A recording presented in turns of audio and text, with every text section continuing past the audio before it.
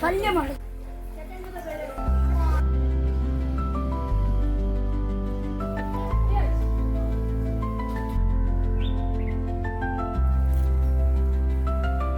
Hi, good morning ಎಲ್ಲರಿಗೂ ಪ್ರೀತಿಯ ನಮಸ್ತೆ. Welcome to Ashwini blog. ಇವತ್ತಿನ ಈ ಬ್ಲಾಗ್ ಅಲ್ಲಿ ನಾನು ತುಂಬಾ ಸ್ಪೆಷಲ್ ಆದಂತಹ ವಿಷಯ ನಿಮ್ಮ ಜೊತೆಗೆ ಹಂಚಿಕೊಳ್ತಾ ಇದ್ದೇನೆ. ಫಸ್ಟಿಗೆ ನೀವಿಲ್ಲಿ ನೋಡಬಹುದು ನಮ್ಮ ವಿದ್ಯಾಪೀಠದ ಗೋಸಂಪತ್ತು.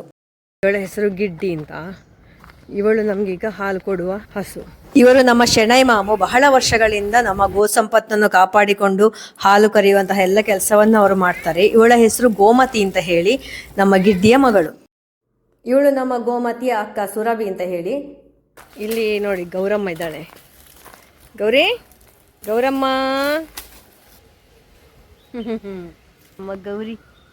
ನಿಮ್ಗೆ ಒಂದು ಪೆರ್ಗುಡೆ ತೋರಿಸ್ತೇನೆ ಆಯ್ತಾ ನಾನೀಗ. ನೋಡಿ ಒಂದು ಪೆರ್ಗುಡೆ, ಅಲ್ಲಿ ನೋಡಿ ಪೆರ್ಗುಡೆ ನಮ್ಮದು. ನಮ್ಮ ಗೌರಿ ಪ್ಯೂರ್ ಮಲ್ನಾಡ್ ಗಿಡ್ಡ ಆಯ್ತಾ. ಅವಳ ಮಗಳು ಇವಳು ಮೈತ್ರಿ ಅಂತ ಹೇಳಿ. ಇವಳು ಸ್ವಲ್ಪ ಕ್ರಾಸ್ ಅಂತ ಕಾಣ್ತದೆ.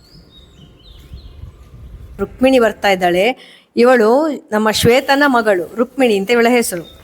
ಇವಳು ಕೂಡ ನಮ್ಮ ಭಾರತೀಯ ತಳಿ ಹಳ್ಳಿಕಾರ್ ಅಥವಾ ಖಿಲಾರಿ ಅಂತ ಕಾಣ್ತೀನಿ. ಇಲ್ಲಿ ನಿಮ್ಗೆ ನಾನು ತೋರಿಸ್ತಾ ಇದ್ದೇನೆ ದೇವದತ್ತ ಅಂತ ಹೇಳಿ. ಬಹಳ ಚಂದದ ಹೋರಿ ಆಯ್ತಾ. ನಮ್ಮ ಗೋಮತಿಗೆ ಬಹಳ ಇಷ್ಟ. ಭಾರಿ ಒಂದು ವಿಶೇಷವಾದಂತಹ ಸ್ನೇಹ ಅವನ ಜೊತೆ.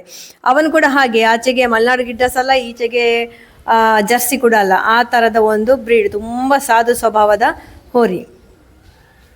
ಈಗ ಅಲ್ಲಿ ಪರಶುರಾಮ ಕಾಯ್ತಾ ಇದ್ದಾನೆ. ಅವನ ಹತ್ರ ಹೋಗುವ, ಅವನನ್ನು ಸ್ವಲ್ಪ ಹೊತ್ತು ನಾವು ಮಾತಾಡಿಸುವ ಆಯ್ತಾ. ರಾಜಗಾಂಭೀರ್ಯದಲ್ಲಿ ನಿಂತಹ ನಮ್ಮ ಪರಶುರಾಮ ಗೀರ್ ಜಾತಿಗೆ ಸೇರಿದಂತಹ ಹೋರಿ. ಪುಟ್ಟು ಬಾಬು, ಪರಶುರಾಮ. ಇನ್ನು ನೀವು ನೋಡ್ಲಿಕ್ಕೆ ಇರುವುದು ಅತ್ಯಂತ ವಿಶೇಷವಾದಂತಹ ಗೋಮಾತೆ. ಇವಳು ಹಳ್ಳಿಕಾರ ಪ್ರಜಾತಿಗೆ ಸೇರಿದಂತಹವಳು. ಮತ್ತೆ ನಮ್ಮ ಸ್ವಾಮೀಜಿಗೆ ಅತ್ಯಂತ ಪ್ರೀತಿಯ ಹಸು ಇವಳು. ಯಾಕೆಂತ ಹೇಳಿದ್ರೆ ಇವಳಿಗೆ ತುಂಬಾ ವರ್ಷ ಆಯ್ತಾ, ಒಂದು 8 ವರ್ಷ ಎಲ್ಲ ಆಗಿರಬಹುದು ಅಂತ ಕಾಣ್ತದೆ. ಮತ್ತೆ ತುಂಬಾ ಸಾಧು ಸ್ವಭಾವ.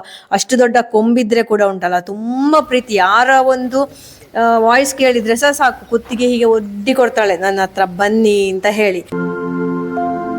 ನಮ್ಮ ವಿದ್ಯಾಪೀಠದಲ್ಲಿ ಇನ್ನೊಂದು ವಿಶೇಷತೆ ಏನು ಅಂತ ಹೇಳಿದ್ರೆ, ನಮ್ಮ ಗೋಮಾತೆಯರಿಗೆ ಹಸುರು ಮೇವು ಕೊಡಬೇಕು, ಹಾಗೆಯೇ ದೇವರಿಗೆ ಶುದ್ಧವಾದಂತಹ ತುಳಸಿ ಕೊಡಬೇಕು ಅಂತ ಹೇಳಿ ಒಂದು ಚಿಕ್ಕದಾದಂತಹ ತುಳಸಿ ಗಾರ್ಡನ್ ಅಂತ ಮಾಡಲಿಕ್ಕೆ ಹೊರಟಿದ್ದೇವೆ.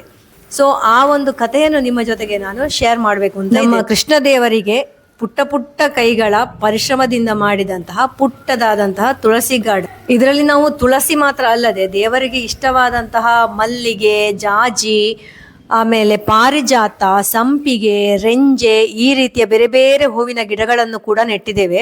ಇದಕ್ಕೆ ನಮಗೆ ಬೆಂಬಲವಾಗಿ ನಮ್ಮ ಜೊತೆಗೆ ಗುರುಕುಲಕ್ಕೆ ಬರುವ ವಿದ್ಯಾರ್ಥಿ ಅಂತ ಹೇಳ್ಬೇಕು, ಅವರು PhD ಮಾಡ್ತಾ ಇದ್ದಾರೆ.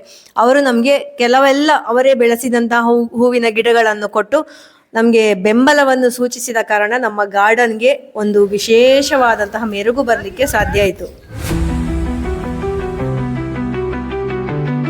ಇದೆಲ್ಲ ಸಾಧ್ಯವಾಗುವುದು ಹೇಗೆ ಅಂತ ಹೇಳಿದ್ರೆ, ಮಕ್ಕಳಲ್ಲಿರುವಂತಹ ಉತ್ಸಾಹ ಹಾಗೆಯೇ ಒಗ್ಗಟ್ಟು, ಇದೆಲ್ಲ ಇದ್ರೆ ಮಾತ್ರ ಇಂತಹ ಕೆಲಸಗಳನ್ನು ಮಾಡಲಿಕ್ಕೆ ಸಾಧ್ಯ ಆಗುದು. ವಿದ್ಯಾರ್ಥಿಗಳ ಈ ಒಂದು ಕಾರ್ಯವನ್ನು ಪ್ರಶಂಸಿಸಿ ಸ್ವಾಮೀಜಿಯವರು ಕೂಡ ಇದಕ್ಕೆ ಶ್ರೀವನ ಅಂತ ನಾಮಕರಣ ಕೂಡ ಮಾಡಿದ್ದಾರೆ. ನಾವಿಲ್ಲಿ ಸಂಪೂರ್ಣವಾಗಿ ಸಾವಯವ ಮಾದರಿಯಲ್ಲಿ ಈ ಕೃಷಿ ಚಟುವಟಿಕೆಗಳನ್ನು ಮಾಡ್ತಾ ಇದ್ದೇವೆ. ಗೋವಿನಿಂದ ಉತ್ಪತ್ತಿಯಾಗುವಂತಹ ಎಲ್ಲಾ ತ್ಯಾಜ್ಯಗಳು ಕೂಡ ಎಷ್ಟೊಂದು ಅಮೂಲ್ಯವಾದದ್ದು ಎಂಬುದನ್ನು ನಾವಿಲ್ಲಿ ತೋರಿಸಿ, ಭೂಮಿಯನ್ನು ಪೊಲ್ಯೂಟ್ ಮಾಡದೆ, ಮಣ್ಣನ್ನು ಹಾಳು ಮಾಡದೆ ಹೇಗೆ ನಾವು ಮತ್ತೆ ಅದನ್ನು ಸತ್ವಪೂರ್ಣವಾಗಿ ಮಾಡಬಹುದು ಎಂಬುದನ್ನು ಈ ರೀತಿಯಾಗಿ ನಾವು ಮಕ್ಕಳಿಗೆ ಆಟದೊಂದಿಗೆ ಪಾಠದೊಂದಿಗೆ ತಿಳಿಸಿಕೊಡುವಂತಹ ಚಿಕ್ಕ ಪ್ರಯತ್ನವನ್ನು ನಾವಿಲ್ಲಿ ಮಾಡ್ತೇವೆ. ಇದು ಒಂದು ರೀತಿಯಾಗಿ ಮಕ್ಕಳಿಗೆ ಫಿಸಿಕಲ್ ಆ್ಯಂಡ್ ಮೆಂಟಲ್ ಎಕ್ಸಸೈಸ್ ಅಂತ ನಾವು ಹೇಳ್ಬೋದು. ಒಂದು ರೀತಿಯ ಮೆಡಿಟೇಷನ್ ಅಂತ ಕೂಡ ಹೇಳ್ಬೋದು, ಹೀಲಿಂಗ್ ಅಂತ ಕೂಡ ನಾವು ಇದನ್ನು ಕರಿಬಹುದು. ಯಾಕಂತ ಹೇಳಿದರೆ ಮಕ್ಕಳು ಇದರಿಂದ ತುಂಬ ಕ್ರಿಯೇಟಿವ್ ಆಗ್ತಾರೆ. ಮತ್ತು ಅವರ ಟ್ಯಾಲೆಂಟ್ಗಳೆಲ್ಲ ಈ ರೀತಿಯಾಗಿ ಅವರನ್ನು ಸ್ವಂತವಾಗಿ ಕೆಲಸ ಮಾಡಲಿಕ್ಕೆ ಬಿಡುವಾಗಲೇ ಹೊರಗೆ ಬರೋದು. ಹೀಗೆ ಮಕ್ಕಳಿಗೆ ಸರಿಯಾದ ಮಾರ್ಗದರ್ಶನ, ಸರಿಯಾದ ಬೆಂಬಲ ಸಿಕ್ಕಿದರೆ ಅವರಲ್ಲಿ ಒಳಗೆ ಹುದುಗಿರುವಂತಹ ಒಳ್ಳೆಯ ಗುಣಗಳನ್ನು, ಒಳ್ಳೆಯ ಪ್ರತಿಭೆಯನ್ನು ನಾವು ಹೊರಗೆ ತೆಗಿಲಿಕ್ಕೆ ಸಾಧ್ಯ ಆಗ್ತದೆ. ಅವರ ಜೊತೆಗಿರುವಂತಹ ನಮಗೆ ಕೂಡ ಹೊಸ ಹೊಸ ಆಲೋಚನೆಗಳು ಬರಬೇಕಾಗ್ತದೆ, ತಾಳ್ಮೆ ಇರಬೇಕಾಗ್ತದೆ, ಬುದ್ಧಿವಂತಿಕೆ ಇರಬೇಕಾಗ್ತದೆ. ಸೊ ಇದರಿಂದಾಗಿ ನಾವು ಕೂಡ ಹೊಸ ಹೊಸ ವಿಷಯಗಳನ್ನು ಕಲಿತೇವೆ, ಕಲಿಯುವಲ್ಲಿ ನಾವು ಕೂಡ ತೊಡಗಿಕೊಳ್ತೇವೆ.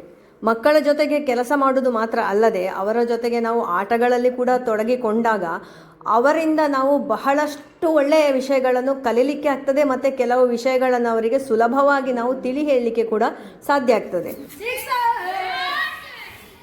ಒಂದು ಬಾಲಿಂಗ್ ಅವ್ರು ಬಾಲಿಂಗ್ ಹಾಕ್ಬೇಕಂತೆ.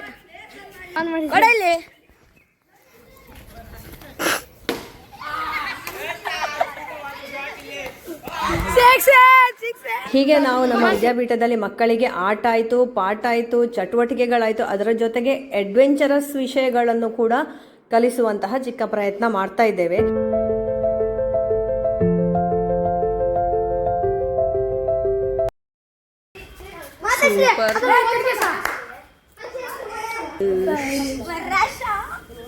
ಬಹಳಷ್ಟು ಮಂದಿಗೆ ಗೋವು ಅಂತ ಹೇಳಿದರೆ ಹಾಲು ಕೊಡುವಂತಹ ಹಸು ಮಾತ್ರ ಗೋವು ಪೂಜನೀಯ ಅಂತ ಭಾವನೆ ಇದೆ. ಆದರೆ ಹಾಗೆ ಅಲ್ಲ, ನಂದಿ ಕೂಡ ಅಷ್ಟೇ ಪೂಜನೀಯವಾದದ್ದು, ಅಷ್ಟೇ ಶ್ರೇಷ್ಠವಾದದ್ದು ಎಂಬಂತಹ ವಿಚಾರವನ್ನು ಕೂಡ ನಾವು ಮಕ್ಕಳಿಗೆ ತಿಳಿ ಹೇಳುವಂತಹ ಪ್ರಯತ್ನದಲ್ಲಿ ತೊಡಗಿದ್ದೇವೆ. ಹಾಗೆಯೇ ನಾವು ಗೋವಿನೊಂದಿಗೆ ಹೇಗೆ ನಮ್ಮ ಬಾಂಧವ್ಯ ಇದ್ದರೆ ಅವುಗಳು ನಮ್ಮೊಂದಿಗೆ ಒಳ್ಳೆಯ ರೀತಿಯ ಒಡನಾಟದಲ್ಲಿ ಇರ್ತದೆ ಎಂಬುದನ್ನು ಕೂಡ ನಾವು ತೋರಿಸಿಕೊಡುವ ಪ್ರಯತ್ನದಲ್ಲಿ ಇದ್ದೇವೆ. ಹೀಗೆ ಆಧುನಿಕ ಶಿಕ್ಷಣದೊಂದಿಗೆ ಭಾರತೀಯತೆ, ನಮ್ಮ ಸನಾತನ ಸಂಸ್ಕೃತಿಯನ್ನು ಯಾವ ಯಾವ ರೀತಿಯಲ್ಲಿ ಎಲ್ಲ ಮಕ್ಕಳಿಗೆ ಅತ್ಯಂತ ಆಕರ್ಷಕವಾಗಿ ತಿಳಿ ಹೇಳಲಿಕ್ಕೆ ಸಾಧ್ಯ ಆಗ್ತದೆ ಅದನ್ನೆಲ್ಲ ನಾವು ಶ್ರೀ ಪುತ್ತಿಗೆ ವೈದಿಕ ಲೌಕಿಕ ವಿದ್ಯಾಪೀಠ ಪಾಡಿ ವಿದ್ಯಾಸಂಸ್ಥೆಯ ಶಿಕ್ಷಣ ವ್ಯವಸ್ಥೆಯಲ್ಲಿ ನಾವು ಅಳವಡಿಸಿಕೊಂಡಿದ್ದೇವೆ. ಹೀಗೆ ಯತಿದ್ವಯರ ಆಶೀರ್ವಾದ, ಅನುಗ್ರಹದೊಂದಿಗೆ ನಾವು ಆರಂಭಿಸಿದಂತಹ ಪುಟ್ಟ ಕೈತೋಟ ಇವತ್ತು ಅತ್ಯಂತ ಹಸಿರಿನಿಂದ ಕಂಗೊಳಿಸ್ತಾ ಇರುವುದನ್ನು ನೀವಿಲ್ಲಿ ನೋಡ್ಬೋದು. ಅತ್ಯಂತ ಸ್ವಚ್ಛಂದವಾಗಿ ಮೇಯುತ್ತಿರುವಂತಹ ಹಸು ಕರುಗಳು ಒಂದು ಕಡೆ ಉಂಟು ಅಂತಾದರೆ ಅದಕ್ಕಿಂತ ದೊಡ್ಡದಾದಂತಹ ಪಾಸಿಟಿವ್ ಎನರ್ಜಿ ಮತ್ತೊಂದಿಲ್ಲ. ಹಸಿರಿನೊಂದಿಗೆ ಬೇರೆ ಬೇರೆ ಕಲರ್ ಕೂಡ ಅಲ್ಲಿ ಇರಬೇಕು ಅಂತ ಹೇಳಿ ನಾವು ಬೇರೆ ಯಾವುದೇ ಡೆಕೋರೇಟಿವ್ ಪ್ಲಾಂಟನ್ನು ಅಲ್ಲಿ ಯೂಸ್ ಮಾಡಿ ಗೋಮಯದೊಂದಿಗೆ ಸೇರಿ ಮಣ್ಣಿನ ಸ್ಪರ್ಶವಾಗಿ ಬೆಳೆದಂತಹ ಸಿಹಿ ಗುಂಬಳದ ಬಳ್ಳಿ ಇದು. ಅದೇ ರೀತಿಯಾಗಿ ನೋಡಿ, ಮಲ್ಲಿಗೆ ಅರಳಿ ನಿಂತಿದೆ. ನಮ್ಮ ಪಾಕಶಾಲೆಯನ್ನು ಗೋಮಯದಿಂದ ಸ್ವಚ್ಛಗೊಳಿಸಿ ಅದಕ್ಕೆ ರಂಗೋಲಿ ಹಾಕುವ ಮೂಲಕ ಮರುದಿವಸಕ್ಕೆ ನಾವು ಸಿದ್ಧಗೊಳಿಸ್ತಾ ಇದ್ದೇವೆ. ಇದನ್ನು ಮಾಡಿ ತೋರಿಸ್ತಾ PhD ಮಾಡಿಕೊಂಡು ವೇದ ಕಲೀಲಿಕ್ಕೆ ಅಂತ ನಮ್ಮ ಮಠಕ್ಕೆ ಬರ್ತಾ ಇರುವಂತಹ ವಿಷ್ಣು ಅಣ್ಣ ಅಂತ ಹೇಳಿ. ಗಂಡು ಮಕ್ಕಳಿಗೆ ಗಂಡು ಮಕ್ಕಳೇ ಆದರ್ಶವಾಗಿ ನಿಂತರೆ ಅವರು ಬೇಗ ಎಲ್ಲ ವಿದ್ಯೆಗಳನ್ನು ಕೂಡ ಕಲಿತುಕೊಳ್ತಾರೆ. ಇಷ್ಟೆಲ್ಲ ಸಾಧ್ಯವಾದದ್ದು ಮಕ್ಕಳಲ್ಲಿದ್ದಂತಹ ಒಗ್ಗಟ್ಟು, ಕುತೂಹಲ, ಆಸಕ್ತಿ, ಉತ್ಸಾಹದಿಂದ. 2 ತಿಂಗಳ ಅವಧಿಯ ಒಳಗೆ ದೇವರಿಗೆ ಬೇಕಾದಂತಹ ತುಳಸಿ, ಮಲ್ಲಿಗೆ ಹೂವು ಮತ್ತು ನಮ್ಮ ಕರುಗಳಿಗೆ ಬೇಕಾದಂತಹ ಸ್ವಲ್ಪ ಪ್ರಮಾಣದ ಹಸಿರು ಮೇವು ನಮಗೆ ಸಿಗುವ ಹಾಗೆ. ಇದೇ ರೀತಿಯಾಗಿ ಇನ್ನೊಂದು ಬದಿಯಲ್ಲಿ ನಾವು ತರಕಾರಿ ಬೀಜಗಳ ಬಿತ್ತನೆ ಮಾಡಬೇಕು ಅಂತ ಹೇಳಿ ಅದಕ್ಕೆ ಬೇಕಾದಂತಹ ಮಣ್ಣನ್ನೆಲ್ಲ ನಾವು ಸಿದ್ಧಗೊಳಿಸಿದ್ದೇವೆ. ಇನ್ನು ಮಳೆ ಬರಲಿ ಅಂತ ಹೇಳಿ ನಾವು ಕಾಯ್ತಾ ಇದ್ದೇವೆ. ಅದೇ ರೀತಿಯಾಗಿ ಮಕ್ಕಳು ಕೂಡ ಬರಬೇಕು. ಬಂದ ನಂತರ ನಾವು ಸೀಡ್ ಬಾಲ್ ಮಾಡಿ ಅಥವಾ ಬೇರೆ ಬೇರೆ ರೀತಿಯಿಂದ, ಅಂದರೆ ಯಾವ ಯಾವ ರೀತಿಯಲ್ಲೆಲ್ಲ ಬೀಜ ಪೋಷಣೆ ಮಾಡಿ ನಾವು ಸಸ್ಯಾಭಿವೃದ್ಧಿ ಮಾಡ್ಬೋದು ಎಂಬುದನ್ನೆಲ್ಲ ನಾವು ನೋಡಲಿಕ್ಕಿದ್ದೇವೆ. ಅದನ್ನು ನಿಮ್ಮ ಜೊತೆಗೆ ಶೇರ್ ಮಾಡಲಿಕ್ಕೆ ಕೂಡ ಇದ್ದೇವೆ. ಈ ರೀತಿಯಾಗಿ ಸಣ್ಣ ಸಣ್ಣ ಎಫರ್ಟ್ನಿಂದಾಗಿ ದೊಡ್ಡದಾದಂತಹ ಟ್ರಾನ್ಸ್ಫಾರ್ಮೇಷನನ್ನು ನಾವು ಹೇಗೆ ಕಾಣಬಹುದು ಎಂಬುದನ್ನು ಇವತ್ತಿನ ವಿಡಿಯೋದಲ್ಲಿ ನೀವು ನೋಡಿದ್ದೀರಿ. ಇವತ್ತಿನ ಈ ವ್ಲಾಗ್ ನಿಮಗೆ ಇಷ್ಟ ಆಗಿದ್ರೆ ಪ್ಲೀಸ್ ಲೈಕ್ ಮಾಡಿ, ಶೇರ್ ಮಾಡಿ. ಹಾಗೆ ಫಸ್ಟ್ ಟೈಮ್ ನೋಡೋರಾಗಿದೆ ಸಬ್ಸ್ಕ್ರೈಬ್ ಮಾಡಿ. Thank you for watching. ಜೈ ಶ್ರೀಕೃಷ್ಣ.